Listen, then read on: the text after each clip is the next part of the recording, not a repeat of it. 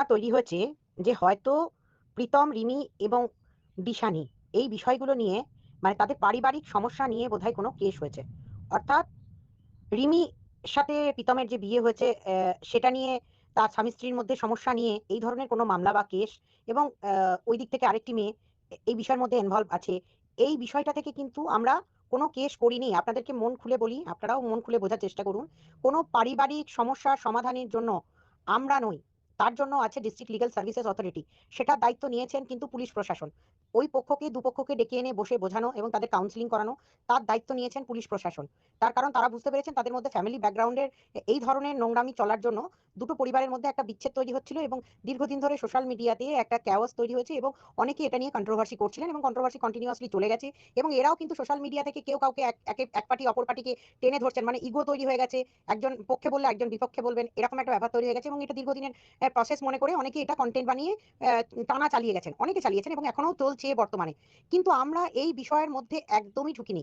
আমরা এই বিষয়টাকে টোটালটাই আলাদা করে বলতে পারি যে এই ছেলেটি কি কি অন্যায় করে রেখেছে সোশ্যাল মিডিয়াতে এবং নিজেকে অতিরিক্ত ভালো ছেলে প্রমাণ করার চেষ্টা করেছে। তার ফ্যামিলি প্রবলেম দিয়ে বোঝাবার চেষ্টা করেছে যে কোন মেয়েটি খারাপ কোন মেয়েটি ভালো। যখনই যে মেয়েটিকে দরকার পড়েছে তখন সেই মেয়েটিকে ব্যবহার করে নিজে যে মহান সেটা প্রমাণ করার চেষ্টা চালিয়েছেন। তার মধ্যে কি কি করেছেন সেগুলো আমি বলে রাখি। একটা লম্বা মানে এক ধরনের মানুষের উপর যে মেন্টাল প্রেশার তৈরি হয়েছিল এবং তার সাথে সাথে কিছু ক্রাইম এর মধ্যে এই ছেলেটি যুক্ত হয়ে গেছে।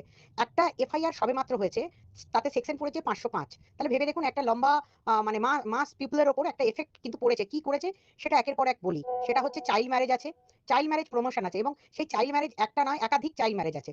দ্বিতীয় হচ্ছে যে পরকিয়া, মানে অর্থাৎ পরকিয়াটাকে একদম অ্যাভেলেবেল দেখিয়ে দিয়েছে যে কোনো যখন কেউ করতে পারে। এটা যেহেতু একদম পুরো সোশ্যাল মিডিয়ায় যে কেউ যার তার সাথে পরকিয়া করে নিতে পারে, তাতে তার স্ত্রী কিছু করতে পারবে না এবং তার পরিবারের লোকজন কিছু করতে পারবে না। এটা ওপেন টু অল, যখন খুশি করা যায় এবং এটাকে মেনে নিতে হবে আপনাদেরকে সমাজ মাধ্যমে। আমরা নাচবো গাইবো এবং পরকিয়া করবো, তাতে কারোর কোনো কিছু করার নেই। এবং আরেকটা মেয়ে মেন্টাল ট্রমাতে চলে যাক বা মেন্টালি ডিস্টার্ব হোক এবং সেই মেয়েটাকে সমাজের চোখে ড্রাগ অ্যাডিক্টেড, বদমাস, নানা রকম, মেয়েটি অসহায়, মানে মেয়েটিকে তার স্ত্রীকে নানা রকম ভাবে বদনাম করে সমাজের চোখে খারাপ করে দেওয়া এবং তাকে আরেকটি ছেলেকে পাঠিয়ে দিয়ে তার সাথে রিলস বানিয়ে তাকে টাচ করার চেষ্টা করা, নানা রকম ঘটনা আছে, সেগুলো পরে বলবো।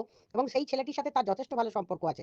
তাছাড়াও যেটা দেখানো হয়েছে সেটা হচ্ছে সুসাইডাল অ্যাটেম্প বারবার করা হয়েছে, অন লাইভ করা হয়েছে। সেই লাইভের ভিডিওগুলো কিন্তু স্পষ্ট ঘুরে বেড়াচ্ছে এবং লোকে দেখছে সুসাইডাল অ্যাটেম্প কিভাবে নেওয়া হচ্ছে।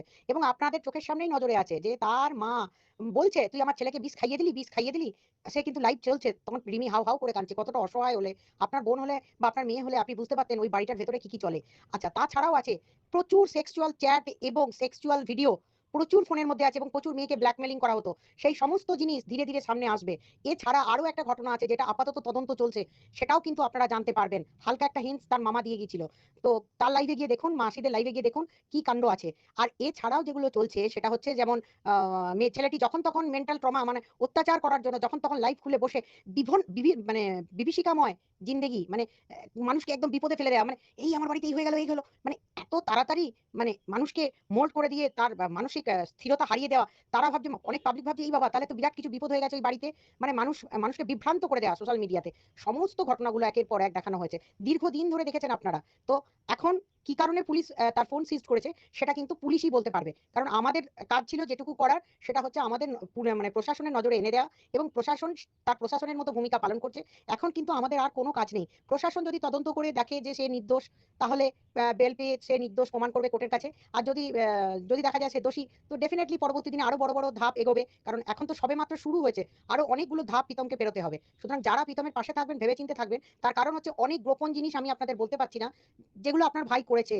আপনারা ভাইটাকে ভালোবাসেন কিন্তু ভাইয়ের অন্যায়টাকে কেন মেনে নেবেন? তার যে ক্রিমিনাল অ্যাক্টিভিটি সেটাকে কেন মেনে নেবেন? ভাইয়ের পারিবারিক সমস্যা সমাধানে আপনারা ভাইয়ের পাশে থাকতেই পারেন, কিন্তু ক্রিমিনাল অ্যাক্টিভিটিটাকে যারা সাথ দিচ্ছেন তারা নিজেরা ভাবুন যে এই ধরনের কাজ করার পর আপনার ভাইকে কতটা নৈতিকভাবে আপনারা নিজেরা এগিয়ে থাকতে পারবেন ভাইয়ের পাশে থেকে। কারণ নৈতিকতা বোধ থেকেও তো আপনাদের জানা উচিত যে একটা ছেলে যদি অন্যায় করে এবং সেই অন্যায়টা যদি পারিবারিক হয় সেটা একটা বিষয়, কিন্তু যদি সে ক্রিমিনাল অফেন্স করে তাহলে তার পাশে থাকাটা কতটা যুক্তিসঙ্গত হবে। সুতরাং আপনাদের সকলের কাছে আমার অনুরোধ, ভেবেচিন্তে ভাইকে সাথ দেবেন।